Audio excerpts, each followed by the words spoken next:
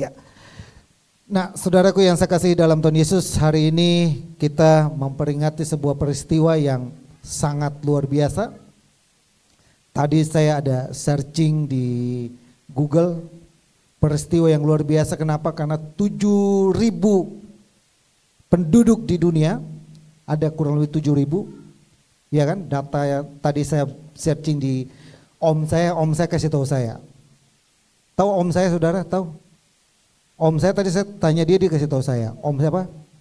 Om Google. Itu om saya. Bahkan nanti om Google kalah lagi dengan om Tante AI. Tahu kan? Udah tahu kan Tante AI? AI.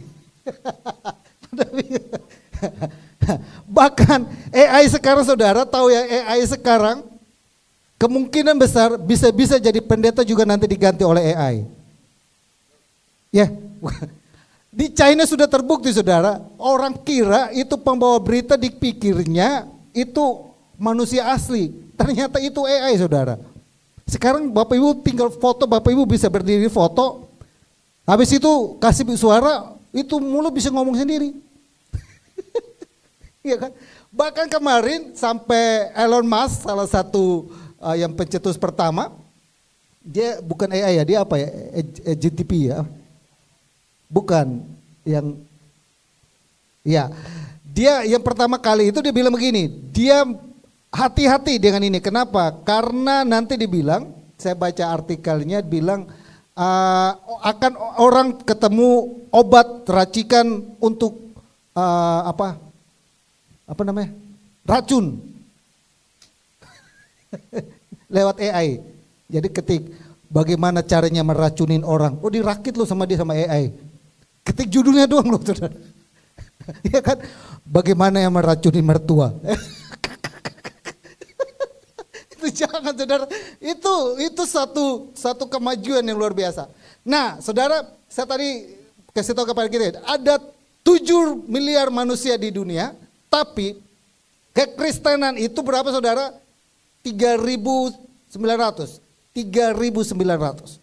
Berapa persen tadi? 40 apa 25? 25%. Kekristenan di dunia. Itu terjadi bukan karena kucu-kucu, saudara. Itu terjadi karena peristiwa yang hari ini kita rayakan. Namanya pencurahan Roh Kudus atau Hari Pentakosta.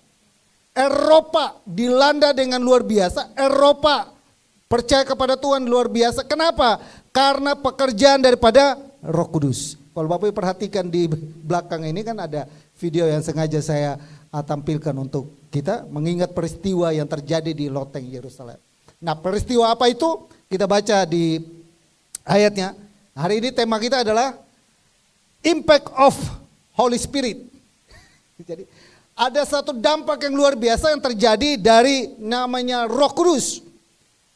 Ya, udah ketemu di materi khotbah saya. Nah, kita baca dulu ayatnya, saudara. Peristiwanya apa?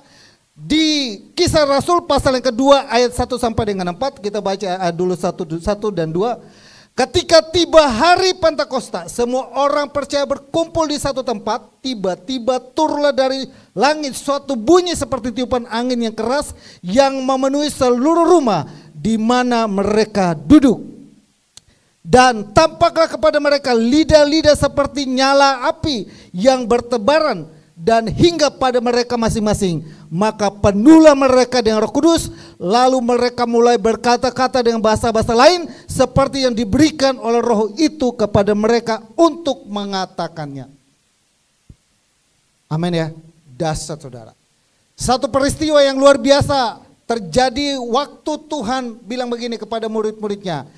Tidak lama lagi saya akan meninggalkan kalian, saya akan pergi. Tapi ingat, saya tidak akan membiarkan kalian seorang diri. Kenapa? Karena waktu itu murid-murid takut. Petrus pun sampai melarang, Tuhan kalau bisa jangan engkau pergi.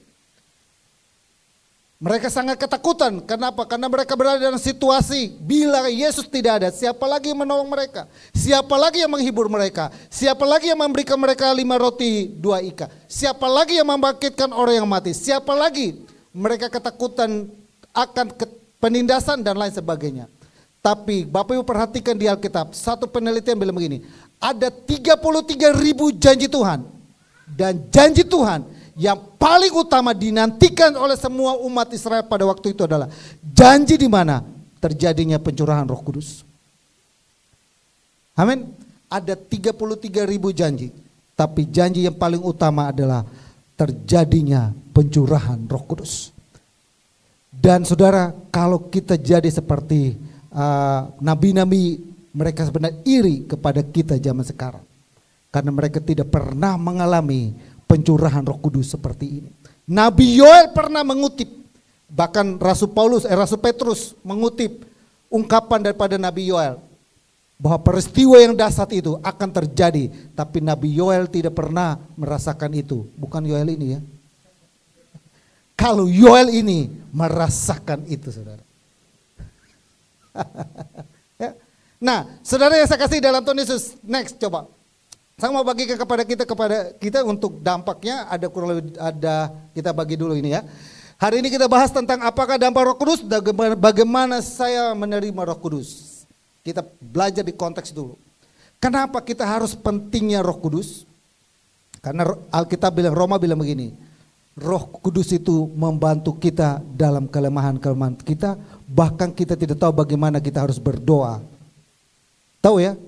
Ketika kita sudah beban pergumulan kehidupan yang sudah berat sekali, rasa-rasanya saya nggak tahu lagi Tuhan, saya mau ngomong apa ya? Saya juga nggak tahu. Karena saya baru bertobat, saya belum percaya Tuhan. Sama seperti saya pernah kasih ilustrasi ala satu cim-cim, si kongko. Cuma doanya saudara, Tuhan ini oe. Pernah kan dengar kan? Dia tiap hari dia cuma nggak tahu berbahasa apa, dia hanya bilang Tuhan ini oe. Tiap hari dia bangun pagi, Tuhan ini oe. Tiap malam dia mau tidur, Tuhan ini oe. Tahu ya oe? Ini aku begitu. Hanya, nah ini aku gitu kan. Satu saat dia sakit, pengalaman, true story, dia sakit. Di rumah sakit, ada satu wajah yang datang menjumpai dia dan berkata, hai anakku, ini oe. Amin ya. Tuhan mengerti kita. Amin. Roh Kudus membantu kita dalam kelemahan kita. Mungkin kita nggak bisa ungkapkan di hati ini. Saya mau mengungkapkannya seperti apa. Saya tidak punya kata-kata yang hebat dan lain untuk merangkai sedemikian rupa supaya saya bisa berdoa. Tapi kata-kata gitu, Tuhan ini tapi Roh Kudus yang dikaruniakan dalam hati kita, mengerti perasaan kita, mengerti keluhan hati kita, dan sampaikan itu kepada Bapa, dan Tuhan mendengar itu. Saya kilas sedikit. Itu bagian intronya saudara. Lalu yang kedua, kalau kita perhatikan perkembangan gereja di Indonesia, itu tidak terlepas dari yang namanya pekerjaan Roh Kudus. Sejarah gereja hari ini membuktikan kekristenan kita ada di 10%, 10,53%. Kembali lagi Om Google yang kasih tahu. Nanti saya tanya Tante AI. Om Google kasih tahu. 10,53% kekristenan. Itu terjadi bukan karena apa? Karena pekerjaan Roh Kudus. Seperti terjadi di Nomensen, orang Batak bertobat. Itu karena adanya kegerakan Roh Kudus yang mendorong Nomensen ada di sana. Seperti daerah Jawa, kegerakan Pentakosta pertama ada di kota namanya, pertama itu datang di kota Bali. Cepu. Pertama datang itu kota Cepu. Tahu ya kota Cepu, tahu ya? Ada yang tahu gak kota Cepu, tahu gak? Bukan Cupu ya. Ya, saya pernah ke sana, tapi saya nggak pernah ke rumah di mana tempat pertama kali adanya kegerakan roh itu. Jadi itu ceritanya gini saudara, orang-orang di ruangan itu seperti kejadian di Loteng Yerusalem, mereka berdoa. Itu kegerakan api Pentakosta pertama di Indonesia, yang dimana dirayakan oleh gereja Pentakosta Indonesia 100 tahun, 2 tahun yang lalu ya. Tahun lalu 100 tahun ada di Indonesia. Mereka berdoa. Tapi dalam doa itu ada orang datang. Ada semacam rumah itu terbakar seperti api. Ternyata itu adalah api Roh Kudus bekerja. Karena situasi keadaan politik, akhirnya mereka harus pindah ke Bali. Sampai di Bali pun mereka berkembang di sana. Situasi di sana tidak mengizinkan mereka pindah ke Batavia zaman dulu. Akhirnya adalah kita sampai hari ini. Tahu kan Bapak Ibu, kita ada hari ini karena ada satu pergerakan di mana Roh Kudus sedang bekerja melawan. Gereja Betel Indonesia lahir karena adanya kegerakan Roh Kudus. Jemaat Gereja Betel Indonesia kemarin kita sidang gembala memaparkan ada 3 juta orang. Amin. Itu kegerakan yang luar biasa. Nah, saudara, dampaknya itu saya true story dulu, historis dulu kepada kita. Lalu dampaknya apa saudaraku yang saya kasih deh? Saya mau kasih kepada kita dampaknya berdasarkan Kisah Rasul pasal yang kedua ayat 1 sampai selesai. Di ayat yang kelima sampai dengan ayat ke-12. Nggak usah baca ya, ini ayatnya lumayan panjang saudara. Dampak yang pertama adalah ketika pencurahan Roh Kudus terjadi, maka pada zaman itu banyak orang yang bingung. Dikatakan di situ, banyak orang di sekitarnya mereka sampai bingung apa gerangan orang-orang ini. Sampai mereka itu orang apa kok mereka tahu bahasa Arab. Mereka tahu bahasa Chinese. Mereka tahu bahasa apa sampai membuat mereka bingung. Maknanya apa buat kita hari ini? Kalau Tuhan bekerja dalam kehidupan kita, sesuatu yang bagi orang lain mungkin bingung, tapi buat kita bukan sesuatu yang bingung. Kenapa? Karena yang membuat segala kebingungan itu ada bersama dengan kita. Amin. Orang lain bingung, kok orang Kristen Tuhannya 3? Buat dia bingung, buat kita tidak bingung. Ya kan? Coba Bapak saya mau tanya, kita bingung gak Tuhan yang kita disebut 3? Bingung gak kita? Enggak bingung. Tuhan kita kok beranak? Bingung gak kita? Enggak bingung. Tuhan kita kok mati? Bingung gak? Tapi buat dia, nah itu sih saudara. Kenapa dia bingung? Karena roh itu belum menjamah dia. Kenapa dia bingung? Karena roh itu belum menyentuh dia. Tapi buat kita yang ada dalam Tuhan, kita disebut apa? Tidak bingung. Kenapa? Karena roh itu mencengkrami kita dengan suasana surgawi. Amin. Jadi buat kita saat ini, ingat baik-baik. Kalau kita bingung, tanyakan, roh itu ada dalam kehidupan kita tidak? Amin. Ya? Buat mereka yang di luar sana, mereka berkata bahwa saya dulu saya di Kupang kan kalau kita pergi ke ibadah pakai baju putih, bawa Alkitab, ya dong. Itu di Kupang kalau kita pergi gitu itu normal, itu bingung, itu biasa. Saya sampai di Jawa saudara, saya di daerah Surabaya itu daerah dekat Madura. Basis Madura situ, tante saya sama om saya di situ. Saya pegang Alkitab, pakai baju putih, hari Minggu ke gereja. Diplototin loh saudara. Saya bingung, apa gue artis kali ya? Kok diplototin kan? Jadi bingung kan? Satu kali gitu kan, saya di timur kan biasa aja kan, kita jalan pegang Alkitab, naik angkot gitu kan. Biasa, di angkot juga ditatapin gitu. Gue juga bingung kan, ternyata lewat Sunan Ampel itu kan. Saya juga bingung, saya bingung, kenapa ya ini orang-orang ya.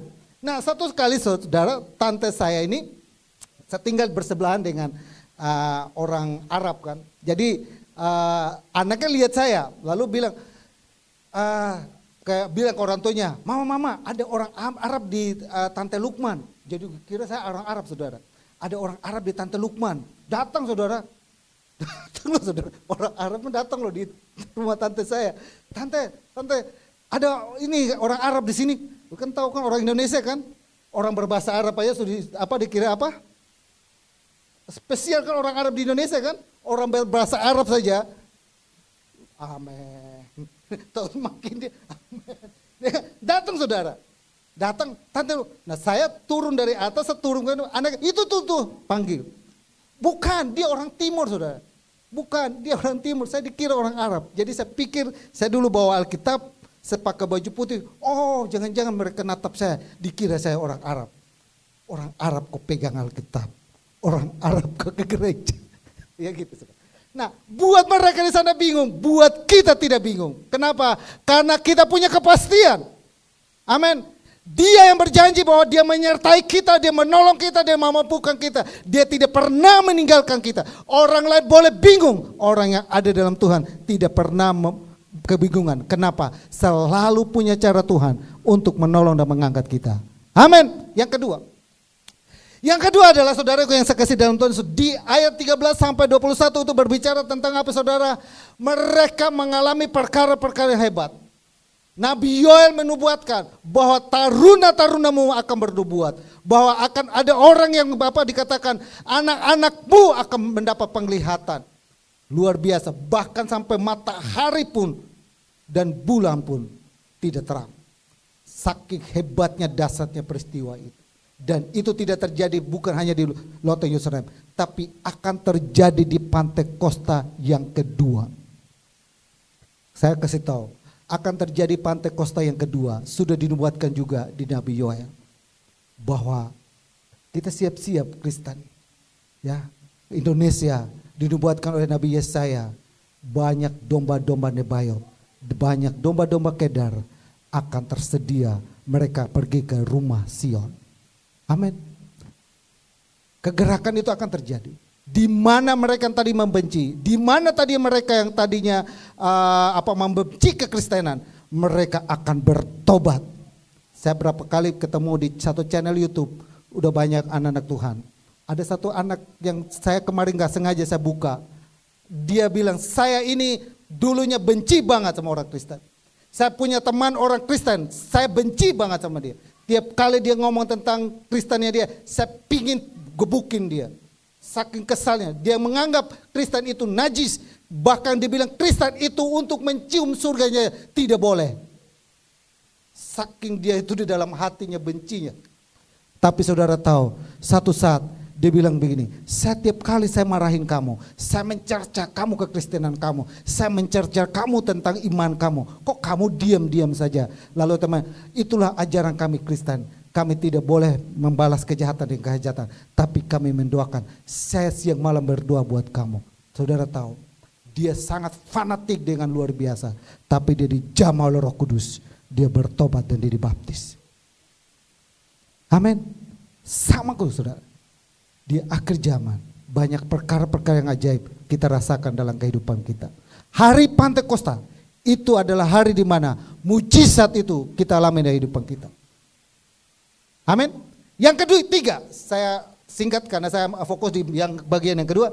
Yang ketiga, ayat 22 sampai 28, Tuhan selalu ada di sebelah kita dan membuat kita tidak goyah. Yang membuat kita menjadi tidak goyah dalam kehidupan ini adalah karena adanya Roh Kudus dalam kehidupan kita. Seandainya Bill Graham mengatakan bilang begini, seandainya Roh Kudus diangkat dari Amerika, maka hanya ada 10% gereja yang kolaps. Gereja yang lain tidak kolaps. Kenapa? Karena hanya ada 10% di Amerika. Gereja itu mengandalkan Roh Kudus. Gereja yang mengandalkan Roh Kudus, ketika Roh Kudus sudah tidak ada, mereka kolaps. Tapi gereja yang tidak mengandalkan Roh Kudus, mereka sudah terbiasa dengan rutinitas yang ada. Sistemnya sudah terbentuk sedemikian rupa. Saya berharap di gereja ini, kita semua jemaat Tuhan yang ada, kita mengandalkan Roh Kudus. Amin. Karena hanya Roh Kudus yang memampukan kita hari ini. Yesus menggaransikan penghujatan terhadap anak manusia diampuni, penghujatan kepada Bapa diampuni, penghujatan terhadap Roh Kudus enggak ada ampunnya. Kita baik-baik dalam kehidupan kita. Amin ya. Bapak Ibu yang saya kasih dalam Tuhan Yesus, mari kita sama-sama di di pencurahan Roh Kudus. Kita sama-sama menyimak ini dengan baik-baik. Yang keempat, terakhir di bagian yang pertama, yang kedua, bagaimana saya menerima karunia Roh Kudus? Ini kita belajar konteks perikop ya, saya nggak mau keluar konteks perikop. Saya mau kita belajar konteks perikop. Bapak Ibu baca di Kisah Rasul pasal 2, kita baca ini. Kita akan temukan ada 5 bagaimana caranya supaya kita mengalami yang namanya karunia Roh Kudus.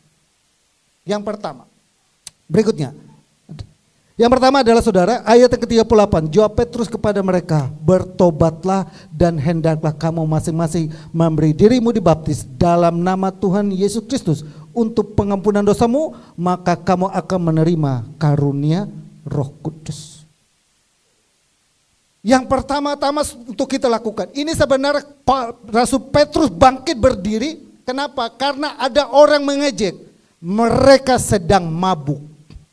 Saudara, Petrus kesal, bangkit berdiri dan hardik mereka hadir. Dia bilang begini, jawab Petrus kepada mereka, bertobatlah dan hendaklah kamu masing-masing memberi dirimu dibaptis. Ini ayat sebelumnya, sebelum masuk kepada ini ayat di mana mereka murid-murid, orang-orang yang hadir di situ, mereka bagaimana caranya supaya kami memperoleh seperti yang kalian alami. Itu di rentetan sebelumnya mengatakan bahwa ada orang yang mengolok-olok mereka. Tapi Rasul Paulus berdiri untuk menyampaikan firman Tuhan, kata-kata tentang nubuatan Nabi Yoel. Setelah itu mereka tersentuh hatinya, lalu Rasul Petrus bilang ini, mereka bertanya kepada Petrus, bagaimana supaya saya ini merasakan seperti yang kalian rasakan? Kita senang gak lihat satu peristiwa kejadian di mana tempat itu kayaknya ada sesuatu yang dahsyat luar biasa terjadi. Kita pingin gak ada di situ? Nah, orang-orang yang ada di situ waktu itu bertanya tentang itu. Dan Rasul Petrus bilang begini, bertobatlah dan beri dirimu dibaptis. Langkah pertama untuk kita menerima karunia Roh Kudus adalah harus bertobat. Amin. Ini suruh bertobat, ini susah saudara ya. Bertobat. Ya. Lalu yang kedua apa saudara? Yang kedua disebut apa? Kita harus memberi diri dibaptis. Saya minggu lalu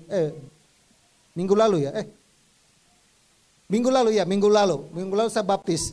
Oma sama Ane sama Pak istri Pak Ali, tapi hari ini enggak datang.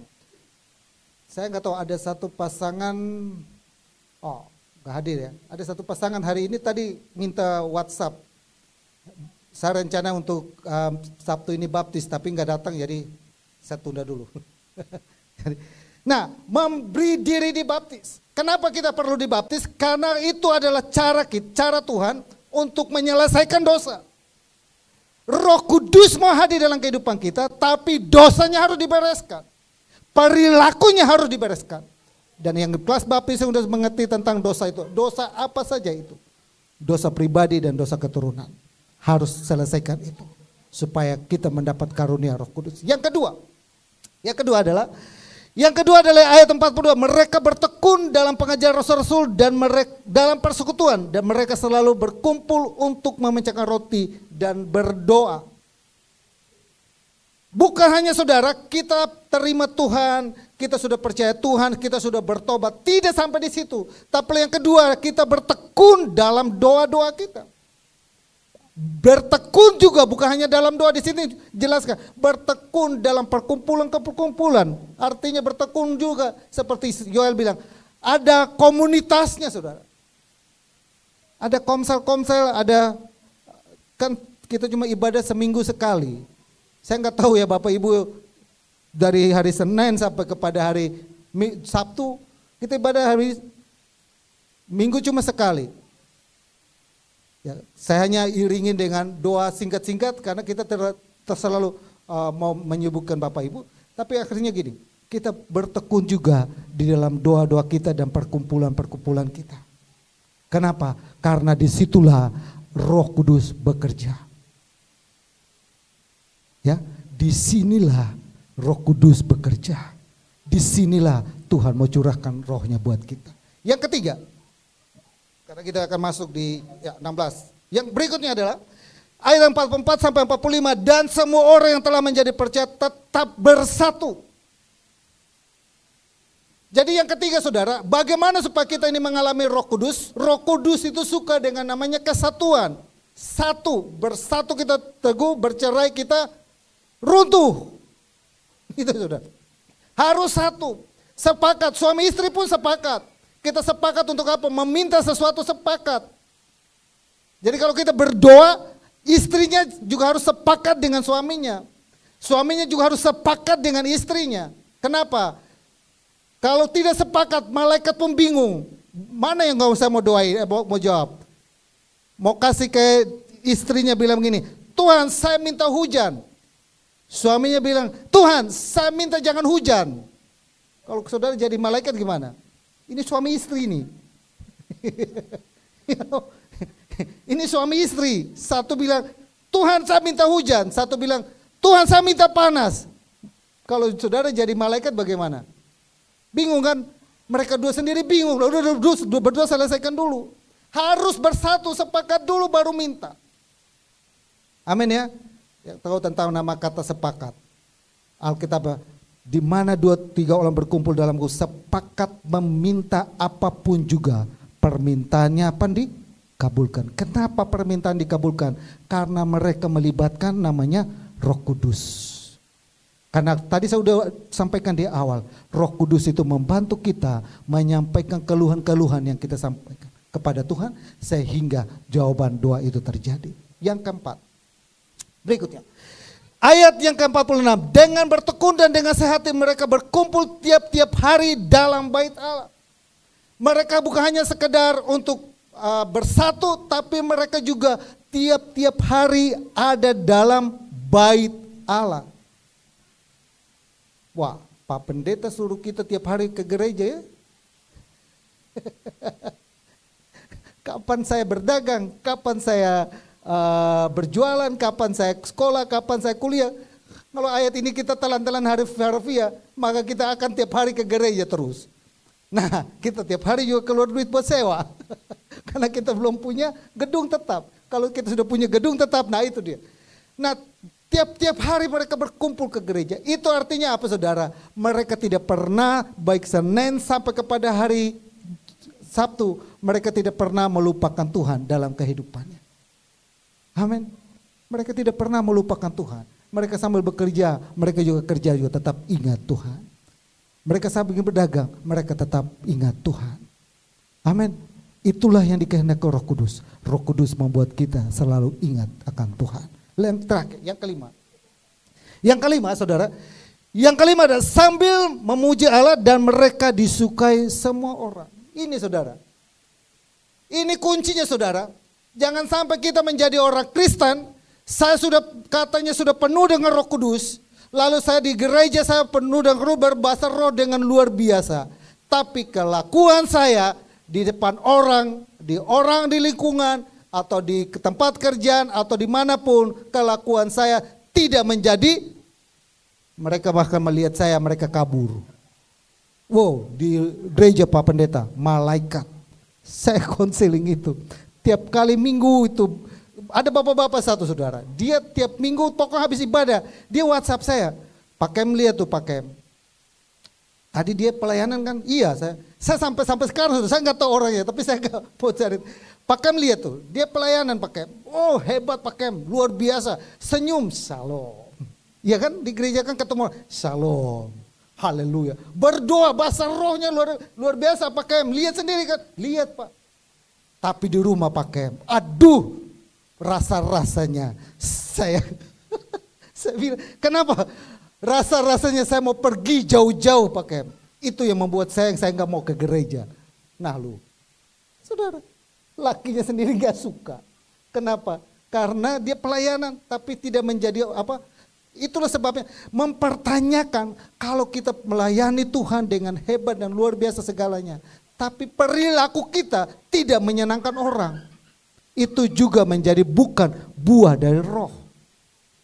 Roh Kudus mau supaya hidup kita pun sama. Kita disukai oleh semua orang. Amin. Ketemu jemaat GBI Double C, salaman, senyum-senyum semua. Amin. Iya dong. Salah satu buah roh adalah mukanya bersuka cita. Lihat kiri kanan. Lu bersuka cita gak? Itu muka-muka Roh Kudus gak tuh? Ya, oke, itulah kira-kira saya mau sampaikan kepada kita tentang dampak daripada Roh Kudus itu dalam kehidupan kita. Kita harus lakukan ini. Bagaimana supaya saya memperolehnya? Hari ini kita temukan 5 hal ini dalam kehidupan kita. Kita belajar terus untuk memperoleh Roh Kudus dalam kehidupan kita.